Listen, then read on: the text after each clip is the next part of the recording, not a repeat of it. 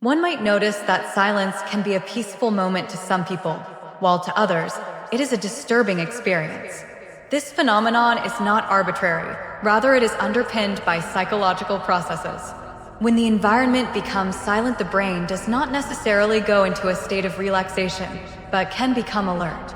In the absence of sound or visual distraction in the form of music or scrolling, the mind bounces inwards like a shell opening, bringing up things that were avoided before.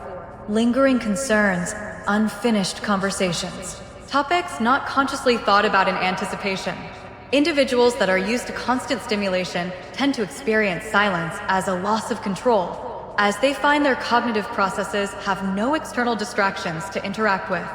As a result, the brain works in a scanning mode, looking actively for stimuli on which to focus or react.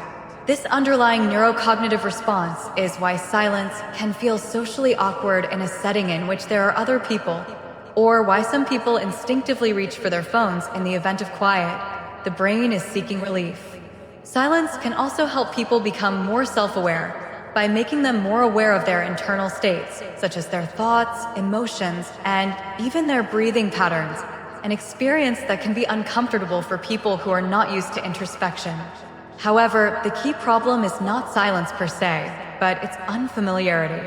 With long-term exposure, silence can become calming, and the reduction in the presence of intrusive thoughts is not the reason, but rather the brain's learning that silence is a safe environment for reducing arousal.